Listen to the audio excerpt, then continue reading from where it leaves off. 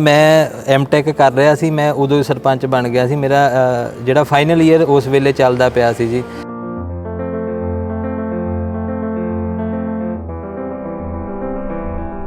Youth च इहदे इस करके नहीं आउंदे क्योंकि उन्होंने पहली स्टेज ते दब लिया जाता है। यूथ नूं साडा जिहड़ा सियासी तंत्र है ना जी, वो सिर्फ नारे लाउण लई जां मोटरसाइकिल रैलियां दे लई रखना चाहुंदा है।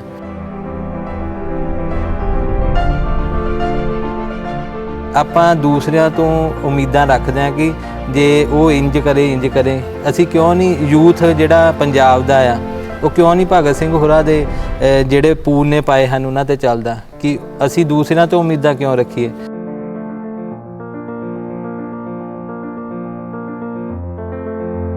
ਅੱਜ ਕੱਲ ਜਿਹੜੀ ਸਰਪੰਚੀ ਆ ਬਹੁਤੇ ਇਸ ਕਰਕੇ ਨਹੀਂ ਲੈਂਦੇ ਕਿ ਪਿੰਡ ਦਾ ਭਲਾ ਕਰਨਾ, ਇਸ ਕਰਕੇ ਲਈ ਜਾਂਦੀ ਆ ਸਰਪੰਚੀ कि नहीं बस वो ना बने कि मैं बन जावां।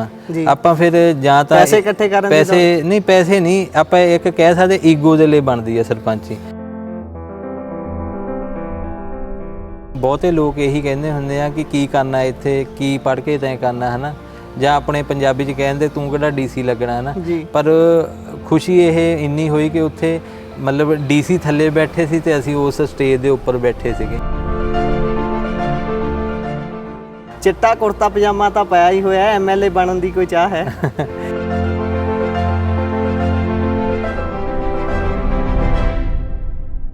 पिंड दे विच किसी पार्टी दे लोगो नूं वोट नहीं पैंदी। पिंड दे विच जे वोट पैंदी है तुहाडे चेहरे नूं, तुहाडी शख्सियत नूं, तुहाडा किहो जिहा चरित्र है उस चीज़ नूं वोट पैंदी है। तो मैं तुहानूं दसना चाहुंदा कि इस पूरे पिंड दे विच मैनूं पूरे 12 दिन लगे सी। मैं अपने हत्थीं ये लैवल कीता जी। ते संत बाबा बलवीर सिंह सीचेवाल जी, मैं उन्हां दे नाल भी इस पिंड बारे सारा उन्हां नाल डिटेल दे नाल गलबात कीती। ते उस तो बाद असीं पिंड दा जिहड़ा सीवरेज पाइपलाइन दा काम सीगा वो असीं शुरुआत कीता। कुल कितनी राशि लग गई? कुल ਇਹਦੇ ਉੱਤੇ ਜੀ 19.5 ਲੱਖ ਰੁਪਈਆ ਲੱਗਾ ਜੀ। ਮਾਡਲ ਦੇਖ ਕੇ ਲੱਗਦਾ ਨਹੀਂ, ਰਾਸ਼ੀ ਬਹੁਤ ਘੱਟ ਲੱਗਦੀ ਹੈ। ਹਾਂ ਬਿਲਕੁਲ, ਅਸੀਂ ਖਾਦੇ ਨਹੀਂ ਨਾ ਜੀ।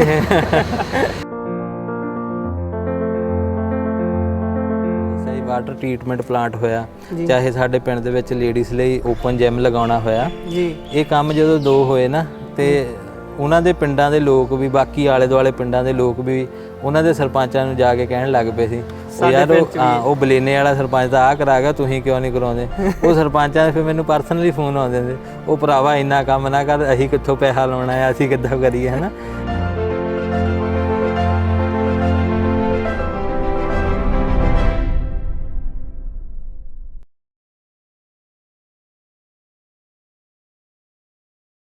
ਸਿਆਣੇ ਕਹਿੰਦੇ ਨੇ ਵਿਦਿਆ ਦੀਆਂ ਜੜ੍ਹਾਂ ਬਹੁਤ ਕੌੜੀਆਂ ਹੁੰਦੀਆਂ ਨੇ, ਪਰ ਇਸ ਦਾ ਫਲ ਬਹੁਤ ਮਿੱਠਾ ਹੁੰਦਾ ਹੈ। ਬਾਲੀ ਔਪਚਾਰਿਕਤਾ ਤੋਂ ਪਾਸਾ ਵਟਾਂਗੇ, ਸਿੱਧਾ ਕੰਮ ਦੀ ਗੱਲ ਤੇ ਆਉਂਦੇ ਹਾਂ। ਅੱਜ ਪਿੰਡ ਬੁਲੇਨਾ ਦੁਆਬਾ ਦੇ ਵਿੱਚ ਮੌਜੂਦ ਹਾਂ। ਜਲੰਧਰ ਦਾ ਇਹ ਪਿੰਡ ਹੈ ਦੁਆਬਾ, ਤੁਸੀਂ ਸਮਝ ਹੀ ਗਏ ਹੋਵੋਗੇ। ਬੁਲੇਨਾ ਦੁਆਬਾ ਦੇ ਇਸ ਪਿੰਡ ਦੇ ਵਿੱਚ 2500 ਤੋਂ ਵੱਧ ਵੋਟ ਹੈ ਤੇ ਇਸ ਪਿੰਡ ਦੇ ਸਰਪੰਚ ਦੇ ਨਾਲ ਮੌਜੂਦ ਹਾਂ ਜਿਹੜਾ ਕਿ ਇੱਕ ਆਦਰਸ਼ ਸਰਪੰਚ ਬਣ ਕੇ ਉੱਭਰਿਆ ਹੈ। 32 ਸਾਲ ਉਮਰ ਹੈ ਤੇ ਹੁਣੇ ਨੈਸ਼ਨਲ ਪੱਧਰ ਦਾ ਉਹਨਾਂ ਨੂੰ ਅਵਾਰਡ ਮਿਲਿਆ ਹੈ। ਉੱਚ ਸ਼ਿਕਸ਼ਿਤ आदर्श युवा सरपंच का उन्होंने अवार्ड मिले है। उन्होंने स्वागत करते हैं तो फिर अगे गलबात शुरू करांगे। सब तो पहला करते हैं स्वागत जी। सत श्री अकाल जी। सत श्री अकाल जी। मैं पंजाबी नैशनल TV का बहुत बहुत धन्यवाद करता हाँ कि आप साडे पिंड दे विच आए हो। बहुत बहुत जी आया नो जी। तो जेडे स्रोते ये चैनल नूं वेख रहे हैं मैं उन्हां दा भी जी आया आखदा हाँ, सत श्री अकाल आखदा जी। जी सरपंच कुलविंदर साडे नाल मौजूद ने जो कि पिछले करीब 3.5 साल तो इस पिंड के सरपंच ने ਅਤੇ ਪਿੰਡ ਦੇ ਵਿੱਚ कई तरह के विकास के काम ਹੁਣ तक करवा चुके ने, जिस दे सिर दे उपर जिस दे चलदियां उन्हां नूं अवार्ड भी मिले है। तो किहो जिहे काम कीते ने वो बाद चों जाणांगे, तुहानूं विखावांगे भी वो सारे दृश्य। उस तो पहलां उन्हां दी सरपंची का सफ़र जाण लैंदे आ। तुसीं सरपंची दे वल मोड़ा किवें कट्टिया, क्योंकि जिहड़े हुण नौजवान ने वो बाला इस पासे आउणा नहीं चाहुंदे, किनारा करदे ने। वो कहंदे ने कि करप्शन ते लोकां दीयां गालां सुणनियां पैंदियां जे सिੱਧੇ शब्दां 'ਚ गल करिए। तुहाडा सरपंची वल सियासत वल आउण दा किवें रुझान बणिया? देखो जी, सारे जने इस चीज़ नूं तां कहंदे ही ने कि जिहड़ी सियासत आ ये चिक्कड़ आ, ਪਰ ਸਾਡਾ ਜਿਹੜਾ ਪੰਜਾਬ ਆ, ਸਾਡਾ ਜਿਹੜਾ ਦੇਸ਼ ਆ, ਇਹ ਗੁਰੂਆਂ ਪੀਰਾਂ ਫਕੀਰਾਂ ਦੀ ਧਰਤੀ ਆ, ਜਿੱਥੇ ਸਾਨੂੰ ਇਹ ਸਿੱਖਿਆ ਦਿੱਤੀ ਜਾਂਦੀ ਆ ਕਿ ਤੁਸੀਂ ਆਪ ਤਤਪਰ ਰਹੋ ਹਮੇਸ਼ਾ ਆਪਣਾ ਸਿਰ ਦੇਣ ਦੇ ਲਈ। ਸਾਡੇ ਤਾਂ ਗੁਰੂ ਸਾਹਿਬ ਨੇ ਵੀ ਇਹੀ ਗੱਲ ਕਹੀ ਹੈ ਕਿ ਜੋ ਤੋ ਪ੍ਰੇਮ ਖਿਲਨ ਕਾ ਚਾਓ ਸਿਰ ਤਲ ਤਲੀ ਗਲੀ ਮੇਰੀ ਆਓ।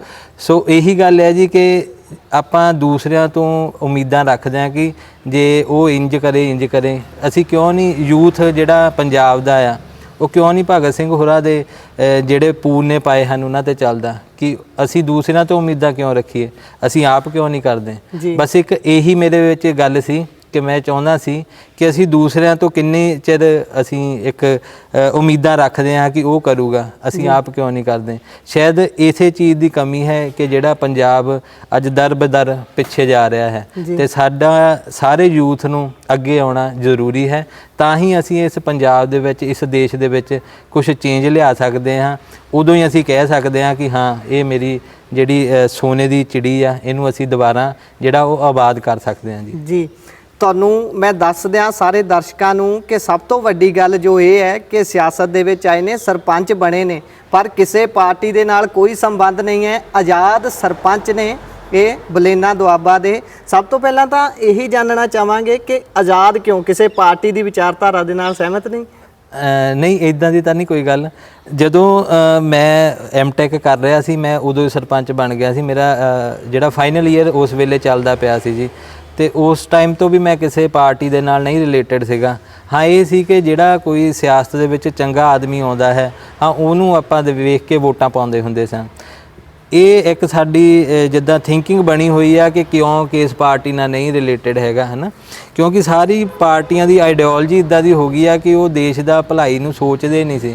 ਅੱਜ ਕੱਲ੍ਹ ਤੁਸੀਂ ਦੇਖੋਗੇ ਕਿ ਹਰ ਪਾਰਟੀ ਪਿੰਡਾਂ ਦੇ ਵਿੱਚ ਧੜੇਬਾਜ਼ੀ ਬਣਾ ਰਹੀ ਹੈ ਕਿ ਉਹ ਆਪੋ ਆਪਣਾ ਨੁਮਾਇੰਦਾ ਚੁਣਦੀ ਆ। ਮੈਨੂੰ ਇਹ ਸੀਗਾ ਕਿ ਆਪਾਂ ਜਿਹੜਾ ਪਿੰਡ ਹੁੰਦਾ ਨਾ ਜੀ, ਪਿੰਡ ਦੇ ਵਿੱਚ ਕਿਸੇ ਪਾਰਟੀ ਦੇ ਲੋਗੋ ਨੂੰ ਵੋਟ ਨਹੀਂ ਪੈਂਦੀ। ਪਿੰਡ ਦੇ ਵਿੱਚ ਜੇ ਵੋਟ ਪੈਂਦੀ ਆ ਤੁਹਾਡੇ ਚਿਹਰੇ ਨੂੰ, ਤੁਹਾਡੀ ਸ਼ਖਸੀਅਤ ਨੂੰ, ਤੁਹਾਡਾ ਕਿਹੋ ਜਿਹਾ ਚਰਿੱਤਰ ਹੈ ਉਸ ਚੀਜ਼ ਨੂੰ ਵੋਟ ਪੈਂਦੀ ਆ। ਤੇ ਪਿੰਡਾਂ ਦੇ ਵਿੱਚ ਇਸ ਲਈ ਮੈਂ ਇੰਡੀਪੈਂਡੈਂਟ ਹੀ ਹਾਂ, ਆਜ਼ਾਦ ਹੀ ਹਾਂ। ਲੋਕਾਂ ਨੇ ਪਾਰਟੀ ਨੂੰ ਨਹੀਂ, ਲੋਕਾਂ ਨੇ ਸਿਰਫ ਚਿਹਰਾ ਦੇਖ ਕੇ ਵੋਟ ਪਾਉਣੀ ਹੁੰਦੀ ਆ। ਤੇ ਜੇਕਰ ਚਿਹਰਾ ਦੇਖ ਕੇ ਮੈਨੂੰ ਅਕਾਲੀ ਨੇ ਵੀ ਪਾਈ ਹੋਊਗੀ, ਮੈਨੂੰ ਆਮ ਆਦਮੀ ਵਾਲੇ ਜਾਂ ਕਾਂਗਰਸ ਹਰ ਬੰਦੇ ਨੇ ਮੈਨੂੰ ਵੋਟ ਪਾਈ ਹੋਊਗੀ, ਉਹਨਾਂ ਨੇ ਪਾਰਟੀ ਦੇਖ ਕੇ ਨਹੀਂ, ਉਹਨੇ ਮੇਰਾ ਚਿਹਰਾ ਦੇਖ ਕੇ। ਜਦ ਉਹਨਾਂ ਨੇ ਮੇਰੇ ਤੇ ਇੰਨਾ ਯਕੀਨ ਕੀਤਾ, ਇੰਡੀਪੈਂਡੈਂਟ ਮੈਨੂੰ ਜਿਤਾਇਆ, ਤੇ ਮੈਂ ਇਸ ਕਰਕੇ ਅੱਜ ਵੀ ਇੰਡੀਪੈਂਡੈਂਟ ਹਾਂ। ਤੇ ਸਾਰੇ ਤਰ੍ਹਾਂ ਦੇ ਕੰਮ ਜਿਹੜੇ ਆ ਹਰ ਪਾਰਟੀ ਤੋਂ ਮੈਂ ਕੰਮ ਲੈ ਕੇ ਪਿੰਡ ਦੇ ਵਿੱਚ ਕਰ ਰਿਹਾ ਆ।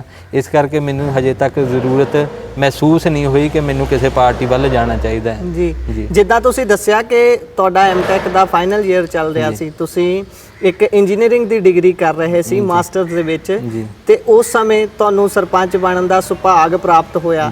ਤੇ ਜਿੱਦਾਂ ਆਪਾਂ ਆਫ ਦੀ ਕੈਮਰਾ ਗੱਲ ਵੀ ਕਰ ਰਹੇ ਸੀ ਕਿ ਸਰਪੰਚੀ ਤੁਹਾਡੇ ਘਰ ਖੁਦ ਚੱਲ ਕੇ ਆਈ, ਤਾਂ ਉਹ ਸਾਰਾ ਜਿਹੜਾ ਸਾਨੂੰ ਸਮਝਾਓ ਕਿ ਕਿਸ ਤਰ੍ਹਾਂ ਤੁਹਾਡੇ ਘਰੇ ਆ ਕੇ ਲੋਕ ਤੁਹਾਨੂੰ ਕਹਿ ਰਹੇ ਨੇ ਕਿ ਤੁਸੀਂ ਕੁਝ ਕਰੋ। ਜੀ ਸਰ, ਇਹ ਸੀ ਕਿ ਜਿਹੜੇ ਉਸ ਵੇਲੇ ਕੈਂਡੀਡੇਟ ਸੀਗੇ ਸਾਰਿਆਂ ਨੇ, ਜਿਹੜੇ ਪਿੰਡ ਵਾਸੀ ਸੀ ਉਹਨਾਂ ਨੇ ਸਾਰਿਆਂ ਨੂੰ ਪਰਖਿਆ ਸੀ, ਵੇਖਿਆ ਸੀਗਾ, ਤੇ ਉਹਨਾਂ ਨੇ ਇੱਕ ਨਵੀਂ ਚਾਹਤ ਸੀ ਉਹਨਾਂ ਦੇ ਅੰਦਰ ਕਿ ਜਿਹੜੇ ਇੱਕ ਯੂਥ ਹੈ, ਇੱਕ ਯੰਗ ਸਰਪੰਚ ਹੋਊਗਾ ਉਹ ਸਾਡੇ ਪਿੰਡ ਦੀ ਕਾਇਆ ਕਲਪ ਕਰ ਸਕਦਾ। ਜਿਵੇਂ ਤੁਹਾਨੂੰ ਮੈਂ ਪਹਿਲਾਂ ਗੱਲ ਕੀਤੀ ਸੀ ਕਿ ਉਹਨਾਂ ਨੇ ਵਿੱਚ ਗੱਲ ਕੀਤੀ ਕਿ ਸਾਨੂੰ ਐਜੂਕੇਸ਼ਨ ਸਿਸਟਮ ਵਧੀਆ ਚਾਹੀਦਾ ਹੈ, ਸਾਨੂੰ ਜਿਹੜਾ ਆ ਪਿੰਡ ਦੀ ਬਿਹਤਰੀ ਵਧੀਆ ਚਾਹੀਦੀ, ਕਿ ਦਿੱਖ ਵਧੀਆ ਚਾਹੀਦੀ, ਸਪੋਰਟਸ ਜਿਹੜਾ ਆ ਉਹਨੂੰ ਵਧੀਆ ਕੀਤਾ ਜਾਣਾ ਚਾਹੀਦਾ ਸੀ। ਤੇ ਸਾਡੇ ਨਾਲ ਉਸ ਵੇਲੇ ਬਾਬਾ ਭਗਤ ਰਾਮ ਸਪੋਰਟਸ ਕਲੱਬ ਦੇ ਜਿਹੜੇ ਨੁਮਾਇੰਦੇ ਸੀ, ਜਾਂ ਉਸ ਕਲੱਬ ਦੇ ਵਿੱਚ ਜਿਹੜੇ ਕ੍ਰਿਕਟ, ਫੁੱਟਬਾਲ, ਵਾਲੀਬਾਲ ਸਟੂਡੈਂਟ ਖੇਡਦੇ ਹੁੰਦੇ ਸੀ, ਉਹਨਾਂ ਨੇ ਮੈਨੂੰ ਹਾਈਲੀ ਮੋਰੇ ਲਿਆਉਣ ਦੀ ਕੋਸ਼ਿਸ਼ ਕੀਤੀ ਕਿ ਤੁਸੀਂ ਅੱਗੇ ਆਓ ਤਾਂ ਜੋ ਆਪਾਂ ਇਸ ਪਿੰਡ ਨੂੰ ਅੱਗੇ ਵਧਾ ਸਕੀਏ ਤੇ ਇੱਕ ਆਦਰਸ਼ ਪਿੰਡ ਬਣਾ ਸਕੀਏ। ਸ਼ਾਇਦ ਮੈਂ ਉਹਦੇ ਵਿੱਚ ਕਿਤੇ ਨਾ ਕਿਤੇ ਸ਼ਾਇਦ ਕਾਮਯਾਬ ਵੀ ਹੋਇਆ। ਜਿਵੇਂ ਰੀਸੈਂਟਲੀ ਆਦਰਸ਼ ਯੁਵਾ ਸਰਪੰਚ ਦਾ ਇੱਕ ਅਵਾਰਡ ਜਿਹੜਾ ਉਹ ਇਸ ਪਿੰਡ ਦੀ ਝੋਲੀ ਪਿਆ ਆ। ਇਹ ਸਮਰਪਿਤ ਵੀ ਮੈਂ ਸਾਰੇ ਪਿੰਡ ਵਾਲਿਆਂ ਨੂੰ, ਉਹਨਾਂ ਸਾਰਿਆਂ ਨੂੰ ਸਮਰਪਿਤ ਕਰਦਾ ਜਿਨ੍ਹਾਂ ਨੇ ਅੱਜ ਮੈਨੂੰ ਇਸ ਮੁਕਾਮ ਤੇ ਪਹੁੰਚਾਇਆ ਹੈ ਜੀ। ਤੁਸੀਂ ਪਾਰਟੀ ਦੇ ਨਾਲ ਤਾਂ ਨਹੀਂ ਜੁੜੇ, ਪਰ ਐ ਨਹੀਂ ਹੋ ਸਕਦਾ ਕਿ ਪਾਰਟੀਆਂ ਤੁਹਾਡੇ ਤੱਕ ਨਾ ਪਹੁੰਚੀਆਂ ਹੋਣ। ਪਾਰਟੀਆਂ ਨੇ ਤਾਂ ਪਹੁੰਚ ਕੀਤੀ ਹੋ ਵੀ, ਹੁਣੇ ਵਿਧਾਨ ਸਭਾ ਚੋਣਾਂ ਹੋ ਕੇ ਹਟੀਆਂ ਨੇ, 6 ਮਹੀਨੇ ਵੀ ਸਰਕਾਰ ਦੇ ਪੂਰੇ ਹੋ ਗਏ ਜੀ ਸਰ। ਕਿੱਧਰੋਂ ਵੱਧ ਫਿਰ ਕੋਸ਼ਿਸ਼ ਕੀਤੀ ਗਈ ਕਿ ਇਹ ਸਰਪੰਚ ਸਾਡੇ ਨਾਲ ਹੀ ਹੋਣਾ ਚਾਹੀਦਾ? ਬਿਲਕੁਲ ਸਰ, ਇਹ ਸਾਰੀਆਂ ਪਾਰਟੀਆਂ ਵੱਲੋਂ ਵੈਸੇ ਤਾਂ ਕੀਤੀ ਗਈ ਕੋਸ਼ਿਸ਼ ਜੀ ਕਿ ਤੁਸੀਂ ਸਾਡੀ ਪਾਰਟੀ ਦੇ ਵਿੱਚ ਜੁਆਇਨ ਹੋਵੋ, ਕਿ ਅਸੀਂ ਤੁਹਾਨੂੰ ਹੋਰ ਉੱਪਰ ਤੱਕ ਲੈ ਕੇ ਜਾਵਾਂਗੇ, ਅਪਲਿਫਟ ਕਰਾਂਗੇ। ਪਰ ਫਿਲਹਾਲ ਮੈਨੂੰ ਨਹੀਂ ਇੰਜ ਲੱਗਦਾ ਕਿ ਮੈਨੂੰ ਸਹਿਯੋਗ ਜਿਹੜਾ ਉਹ ਸਾਡੀ ਜਨਤਾ ਦਾ ਚਾਹੀਦਾ, ਮੈਨੂੰ ਲੋਕਾਂ ਦਾ ਸਹਿਯੋਗ ਚਾਹੀਦਾ ਹੈ। ਫਿਲਹਾਲ ਹਜੇ ਮੈਂ ਕਿਸੇ ਪਾਰਟੀ ਵੱਲ ਜਾਣ ਦੀ ਨਹੀਂ ਮੇਰਾ ਰੁਝੇਵਾਂ ਹੈਗਾ, ਜਾਂ ਮੇਰਾ ਜਾਣ ਦਾ ਕੋਈ ਹੈ ਨਹੀਂ ਜੀ। ਜੀ ਆਪਾਂ ਵਾਟਰ ਸਿਸਟਮ ਦੇਖਿਆ। ਸਭ ਤੋਂ ਪਹਿਲਾਂ ਮੈਂ ਦਰਸ਼ਕਾਂ ਨੂੰ ਉਸ ਵਾਟਰ ਸਿਸਟਮ ਦੇ ਹੀ ਦ੍ਰਿਸ਼ ਦਿਖਾਉਣਾ ਚਾਹੂੰਗਾ। ਪਹਿਲਾਂ ਉਹ ਦੇਖੋ ਦ੍ਰਿਸ਼, ਫਿਰ ਉਸ ਦੇ ਬਾਰੇ ਗੱਲਬਾਤ ਕਰਾਂਗੇ।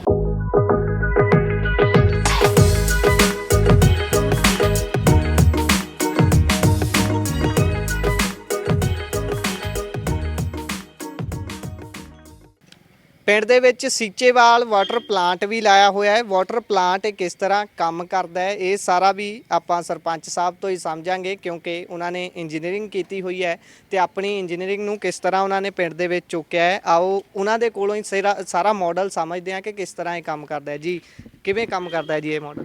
ਇਹ ਜੀ ਸਾਡਾ mini treatment plant Seechewal model ਹੈ। ਇਹਦੇ ਵਿੱਚ 3 ਖੂਹ ਬਣਾਏ ਗਏ ਹਨ। ਇਹਨਾਂ ਦੀ ਤਕਰੀਬਨ ਜੀ ਇਹ ਪਹਿਲੇ ਖੂਹ ਦੀ ਚੜਾਈ 12 ਫੁੱਟ ਇਹਦਾ ਡਾਇਆਮੀਟਰ ਹੈ ਜੀ, ਤੇ ਡੂੰਘਾਈ ਦੇ ਵਿੱਚ ਇਹ 14 ਫੁੱਟ ਆ।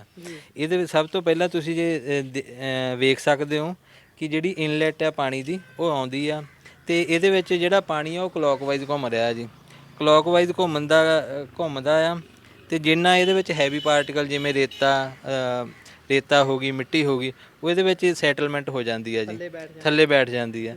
ਤੇ ਜਿਹੜਾ ਉਹ ਪਾਣੀ ਆ ਪੁਣ ਹੋ ਕੇ ਉਹ ਦੂਸਰੇ ਖੂਹ ਦੇ ਵਿੱਚ ਜਾਂਦਾ, ਉਹ ਮੈਂ ਤੁਹਾਨੂੰ ਦਿਖਾ ਦਿੰਦਾ। ਇਹਦੇ ਵਿੱਚ ਜੀ ਕਲੌਕਵਾਈਜ਼ ਪਾਣੀ ਘੁੰਮੂਗਾ, ਤੇ ਇਸ ਦੇ ਵਿੱਚ ਆ ਕੇ ਐਂਟੀ ਕਲੌਕਵਾਈਜ਼ ਪਾਣੀ ਘੁੰਮਣ ਲੱਗ ਪੈਂਦਾ। ਐਂਟੀ ਕਲੌਕ ਜਦੋਂ ਪਾਣੀ ਘੁੰਮਦਾ ਤੇ ਇਹਦੇ ਵਿੱਚ ਜਿਹੜੀ ਲਾਈਟ ਪਾਰਟੀਕਲ ਹੁੰਦੇ ਆ ਜੀ, ਕਿਚਨ ਵੇਸਟੇਜ ਜਿਵੇਂ ਤੇਲ ਘੇ ਵਗੈਰਾ ਹੋ ਗਏ, ਉਹ ਇਸ ਦੂਸਰੇ ਖੂਹ ਦੇ ਵਿੱਚ ਜਿਹੜੇ ਉਹ ਨਿੱਤਰ ਜਾਂਦੇ ਆ। ਉਹ ਨਿੱਤਰ ਜਾਂਦੇ ਤੁਸੀਂ ਦੇਖ ਸਕਦੇ ਹੋ ਕਿ ਜਿਹੜੇ ਲਾਈਟ ਪਾਰਟੀਕਲ ਆ ਉਹ ਉੱਪਰ ਤੈਰ ਰਹੇ ਆ। ਇਹਨਾਂ ਨੂੰ ਕੋਈ ਸਾਫ਼ ਵੀ ਕੀਤਾ ਜਾਂਦਾ ਹੋਣਾ ਜੀ ਬਿਲਕੁਲ। ਇਹਨਾਂ ਨੂੰ ਹਰ ਤੀਸਰੇ ਮਹੀਨੇ ਸਾਨੂੰ ਜਿਹੜੀ ਇਹ ਗੰਦਗੀ ਆ ਇਹ ਬਾਹਰ ਕੱਢਣੀ ਪੈਂਦੀ ਆ। ਇਹਨੂੰ ਅਸੀਂ ਫਿਰ ਖਾਦ ਦੇ ਤੌਰ ਤੇ ਵੀ ਯੂਜ਼ ਕਰ ਸਕਦੇ ਆ। ਇਸ ਤੋਂ ਬਾਅਦ ਜਿਹੜਾ ਦੂਸਰੇ ਤੋਂ ਤੀਸਰੇ ਖੂਹ ਦੇ ਵਿੱਚ ਪਾਈਪ ਆ ਜੀ, ਉਹਦਾ ਮਤਲਬ ਅਸੀਂ ਬਾਟਮ ਤੋਂ ਲੈ ਕੇ ਗਏ ਆ, ਸਭ ਤੋਂ ਥੱਲੇ ਤੋਂ ਲੈ ਕੇ ਉਹ ਫਿਰ ਤੀਸਰੇ ਖੂਹ ਦੇ ਵਿੱਚ ਅਸੀਂ ਪਾਇਆ। ਇਹਦੇ ਵਿੱਚ ਜਿਹੜਾ ਪਾਣੀ ਆ ਉਹ ਥੱਲਿਓਂ ਜਿੱਦਾਂ ਆਂਦਾ ਆ, ਉਹਦੇ ਨਾਲ ਜੇਕਰ ਥੋੜੀ ਬਹੁਤੀ ਵੀ ਇੰਪਿਓਰਿਟੀ ਇਹਨਾਂ ਦੋਨਾਂ ਖੂਹਾਂ ਦੇ ਵਿੱਚ ਰਹਿ ਗਈ, ਉਹ ਤੀਸਰੇ ਖੂਹ ਦੇ ਵਿੱਚ ਨਿਕਲ ਜਾਂਦੀ ਆ। ਇਹਦੇ ਵਿੱਚ ਪਾਣੀ ਦਾ ਰੰਗ ਦੇਖੋਗੇ ਕੀ ਆ, ਤੇ ਜਿੱਥੇ ਪਾਣੀ ਦਾ ਰੰਗ ਬਾਹਰ ਜਦੋਂ ਆਊਟਲੈਟ ਹੁੰਦੀ ਆ, ਉਹ ਤੁਹਾਨੂੰ ਪਾਣੀ ਦਾ ਰੰਗ ਦੇਖ ਕੇ ਪਤਾ ਲੱਗ ਜਾਣਾ ਕਿ ਅਸੀਂ ਕਿੰਨਾ ਕੁ ਪਾਣੀ ਨੂੰ ਸਾਫ਼ ਕਰ ਲੈਂਦੇ ਆ ਜੀ। ਜੀ ਜੀ ਦਰਸ਼ਕਾਂ ਨੂੰ ਦੱਸ ਦਈਏ ਕਿ ਇਹ ਜੋ ਤੁਸੀਂ ਵੇਖ ਰਹੇ ਹੋ ਮਾਡਲ ਦੇਖ ਰਹੇ ਹੋ, ਇਹ ਸਾਰੇ ਮਾਡਲ ਦਾ ਉਦਘਾਟਨ ਉਸ ਸਮੇਂ ਦੇ ਪੰਜਾਬ ਦੇ ਮੁੱਖ ਮੰਤਰੀ ਕੈਪਟਨ ਅਮਰਿੰਦਰ ਸਿੰਘ ਦੇ ਵੱਲੋਂ ਕੀਤਾ ਗਿਆ ਸੀ। ਉਸ ਦੇ ਬਾਰੇ 'ਚ ਵੀ ਥੋੜਾ ਜਿਹਾ ਤੁਹਾਡੇ ਕੋਲੋਂ ਜਾਣਾਂਗੇ। ਜੀ ਬਿਲਕੁਲ। ਇਹ ਸਰ ਸਾਡੇ ਜਲੰਧਰ ਦੇ ਵਿੱਚ ਪਹਿਲਾ ਪ੍ਰੋਜੈਕਟ ਸੀਗਾ ਕਿ ਜਿਹੜਾ ਕਿਸੇ ਪਿੰਡ ਨੇ ਪਹਿਲ ਕੀਤੀ ਸੀਗੀ। ਇਹ ਸਾਡੇ ਪਿੰਡ ਦੇ NRIਆਂ ਨੇ ਤੇ ਪਿੰਡ ਵਾਸੀਆਂ ਸਹਿਯੋਗ ਦੇ ਨਾਲ ਹੀ ਇਹ ਇੱਕ ਵੱਡਾ ਜਿਹੜਾ ਕਦਮ ਸੀ, ਅਸੀਂ ਉਦੋਂ ਪਲਾਂਘ ਜਿਹੜੀ ਪੱਟੀ ਸੀਗੀ। ਤੇ ਉਸ ਟਾਈਮ ਦੇ ਜੋ ਸਾਡਾ ਪ੍ਰਸ਼ਾਸਨ ਸੀ ਜਲੰਧਰ ਦਾ, ਉਹਨਾਂ ਨੇ ਵੀ ਬੜਾ ਹੈਰਾਨਗੀ ਮਹਿਸੂਸ ਕੀਤੀ ਸੀ ਕਿ ਇੱਕ ਪਿੰਡ ਬਿਨਾਂ ਸਰਕਾਰੀ ਸਹਾਇਤਾ ਦੇ ਕਿਵੇਂ ਐਡਾ ਵੱਡਾ ਪ੍ਰੋਜੈਕਟ ਬਣਾ ਸਕਦਾ ਹੈ। ਤੇ ਉਸ ਸਮੇਂ ਸਾਨੂੰ ਵੱਖ-ਵੱਖ ਅਫਸਰਾਂ ਦੇ ਫੋਨ ਆਏ ਸੀ, ਤੇ ਉਹਨਾਂ ਨੇ ਕਿਹਾ ਸੀ ਕਿ ਕੈਪਟਨ ਸਾਹਿਬ ਦੇ ਧਿਆਨ ਦੇ ਵਿੱਚ ਆ, ਮੁੱਖ ਮੰਤਰੀ ਸਾਹਿਬ ਦੇ ਧਿਆਨ 'ਚ ਆ ਤੁਹਾਡੇ ਪਿੰਡ ਦਾ ਇਹ ਪ੍ਰੋਜੈਕਟ, ਤੇ ਉਹ ਇਸ ਦਾ ਉਦਘਾਟਨ ਕਰਨਾ ਚਾਹੁੰਦੇ ਹਨ। ਤੇ ਉਹ ਤੁਹਾਨੂੰ ਮੈਂ ਬੋਰਡ ਵੀ ਦਿਖਾਉਂਦਾ ਜੀ ਕਿ ਜਦੋਂ ਉਹ ਉਦਘਾਟਨ ਹੋਇਆ ਸੀ ਤੇ ਉਹਨਾਂ ਨੇ ਇਸ ਪ੍ਰੋਜੈਕਟ ਦਾ ਆਨਲਾਈਨ ਹੋ ਕੇ ਉਦਘਾਟਨ ਕੀਤਾ ਸੀ।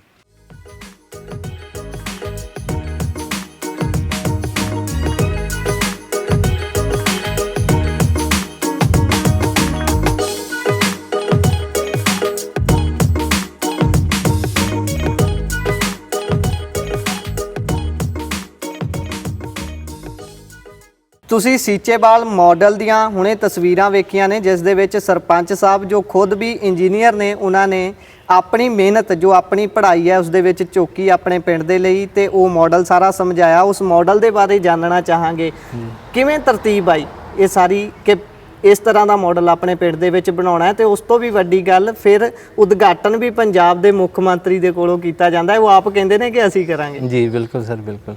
ਇਹ ਸਰ ਜਿਹੜਾ ਤੁਸੀਂ ਇਹ ਮਾਡਲ ਦੇਖ ਕੇ ਹਟੇ ਹੋ ਹਜੇ ਜੀ, ਤੇ ਇਹ ਸਰ ਸਭ ਤੋਂ ਪਹਿਲਾਂ ਮੈਂ ਇੰਜੀਨੀਅਰਿੰਗ ਦਾ ਇੱਕ ਪਾਰਟ ਹੁੰਦਾ ਕਿ ਉਹ ਸਰਵੇ ਕਰਨਾ ਹੁੰਦਾ ਪਿੰਡ ਦਾ। ਕੋਈ ਵੀ ਕੰਮ ਹੋਵੇ ਉਹਦਾ ਪਹਿਲਾਂ ਸਰਵੇ ਹੁੰਦਾ, ਐਸਟੀਮੇਸ਼ਨ ਹੁੰਦੀ ਆ, ਫਿਰ ਉਹ ਹੁੰਦਾ ਕਿ ਇਹਦਾ ਲੈਵਲ ਚੈੱਕ ਕੀਤਾ ਜਾਂਦਾ।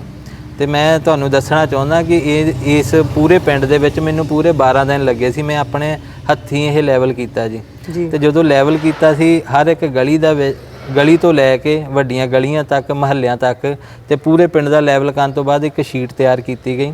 ਉਸ ਤੋਂ ਬਾਅਦ ਇਹ ਪਲਾਨ ਆਊਟ ਕੀਤਾ ਗਿਆ ਕਿ ਜਿਹੜੀ ਮੇਨ ਲਾਈਨ ਹੈ ਪਾਣੀ ਦੀ, ਉਹ ਕਿਹੜੀ ਗਲੀ ਦੇ ਵਿੱਚੋਂ ਦੀ ਲੰਘੂਗੀ ਤੇ ਕਿਵੇਂ ਇਸ ਪਾਣੀ ਨੂੰ ਅਸੀਂ ਡਿਵਾਈਡ ਕਰ ਸਕਦੇ ਹਾਂ, ਕਿਉਂਕਿ ਬਰਸਾਤਾਂ ਦਰਮਿਆਨ ਕਈ ਵਾਰੀ ਉਹ ਪਾਈਪ ਜਿਹੜੇ ਹਨ ਬੈਕ ਮਾਰ ਜਾਂਦੇ ਆ, ਜਿਹੜਾ ਪਾਣੀ ਆ ਕਿ ਦੁਬਾਰਾ ਘਰਾਂ ਦੇ ਵਿੱਚ ਚਲੇ ਜਾਂਦਾ, ਕਿ ਇਹੋ ਜਿਹੀ ਵੀ ਕੋਈ ਮੁਸੀਬਤ ਜਾਂ ਮੁਸ਼ਕਿਲ ਨਾ ਆਵੇ। ਉਹਨੂੰ ਅਸੀਂ ਸਾਰਾ ਪਲਾਨ ਆਊਟ ਕੀਤਾ। ਆਪ ਵੀ ਚਲੋ ਮੈਂ ਕੀਤਾ, ਮੈਂ ਆਪਣੇ ਕੁਛ ਮੇਰੇ ਜਿਹੜੇ ਸੀਨੀਅਰ ਸੀ, ਇੰਜੀਨੀਅਰ ਸੀ, ਮੈਂ ਉਹਨਾਂ ਦੇ ਨਾਲ ਵੀ ਇਹਦੇ ਬਾਰੇ ਵਿਚਾਰ ਵਟਾਂਦਰਾ ਕੀਤਾ ਜੀ। ਤੇ ਸੰਤ ਬਾਬਾ ਬਲਵੀਰ ਸਿੰਘ ਸੀਚੇਵਾਲ ਜੀ, ਮੈਂ ਉਹਨਾਂ ਦੇ ਨਾਲ ਵੀ ਇਸ ਪਿੰਡ ਬਾਰੇ ਸਾਰਾ ਉਹਨਾਂ ਨਾਲ ਡਿਟੇਲ ਦੇ ਨਾਲ ਗੱਲਬਾਤ ਕੀਤੀ। ਫਿਰ ਉਹਨਾਂ ਨੇ ਸਪੈਸ਼ਲ ਇੱਕ ਟੀਮ ਜਿਹੜੀ ਸੀ ਉੱਥੋਂ ਸੀਚੇਵਾਲ ਤੋਂ ਇੱਥੇ ਪਿੰਡ ਭੇਜੀ।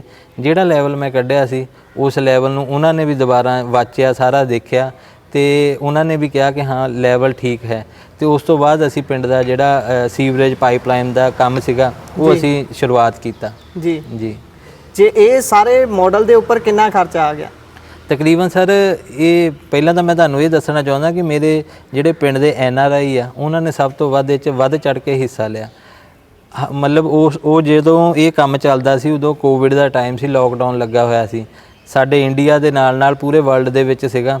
ਤੇ ਸਾਡੇ ਪਿੰਡ ਦੇ ਜ਼ਿਆਦਾਤਰ NRI ਕੈਨੇਡਾ, ਨਿਊਜ਼ੀਲੈਂਡ ਤੇ ਆਪਣੇ ਅਮਰੀਕਾ ਤੇ ਆਸਟ੍ਰੇਲੀਆ ਤੇ ਦੁਬਈ ਦੇ ਵਿੱਚ ਆ।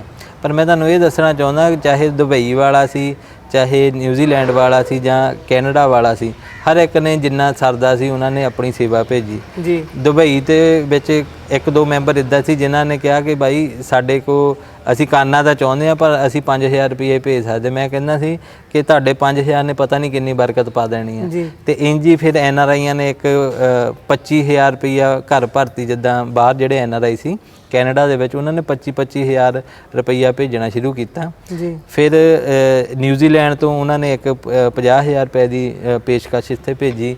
ਤੇ ਇਵੇਂ ਜਰਮਨ ਤੋਂ ਸੀ ਇੱਕ, ਉਹਨਾਂ ਨੇ 50,000 ਰੁਪਈਆ ਭੇਜਿਆ। ਤੇ ਕੈਨੇਡਾ ਵਾਲਿਆਂ ਨੇ ਵੀ ਜਿਹੜਾ 25 ਤੋਂ 50,000 ਦੇ ਵਿੱਚ, ਇਹੋ ਜਿਹੀਆਂ ਜਿਹੜੀਆਂ ਮਹਾਨ ਹਸਤੀਆਂ ਸੀ ਉਹਨਾਂ ਦੀ ਗਿਣਤੀ ਜਿਹੜੀ 17 ਆ ਜੀ। 25,000 ਤੋਂ ਲੈ ਕੇ 50,000 ਤੱਕ। ਕੁੱਲ ਕਿੰਨੀ ਰਾਸ਼ੀ ਲੱਗ ਗਈ? ਕੁੱਲ ਇਹਦੇ ਉੱਤੇ ਜੀ 19.5 ਲੱਖ ਰੁਪਈਆ ਲੱਗਾ ਜੀ। ਮਾਡਲ ਦੇਖ ਕੇ ਲੱਗਦਾ ਨਹੀਂ, ਰਾਸ਼ੀ ਬਹੁਤ ਘੱਟ ਲੱਗਦੀ ਹੈ। ਹਾਂ ਬਿਲਕੁਲ, ਅਸੀਂ ਖਾਦੇ ਨਹੀਂ ਨਾ ਜੀ ਕਿਉਂਕਿ ਬਹੁਤਾ ਮੇਨਲੀ ਇਹ ਹੁੰਦਾ ਇਹਦੇ ਵਿੱਚ ਸਰਕਾਰ ਦਾ ਵੀ ਰੋਲ ਨਹੀਂ ਸੀਗਾ ਜੀ। ਕਿਉਂਕਿ ਉਹ ਜਦੋਂ ਸਰਕਾਰ ਨੇ ਰੋਲ ਪਾ ਲਿਆ ਐਂਡ ਤੇ ਆ ਕੇ, ਹਾਂ ਸਰਕਾਰ ਨੇ ਬਿਲਕੁਲ ਕ੍ਰੈਡਿਟ ਲੈ ਲਿਆ ਜੀ। ਉਹ ਜਦੋਂ ਕੈਪਟਨ ਸਾਹਿਬ ਨੇ ਉਦਘਾਟਨ ਕਰ ਦਿੱਤਾ।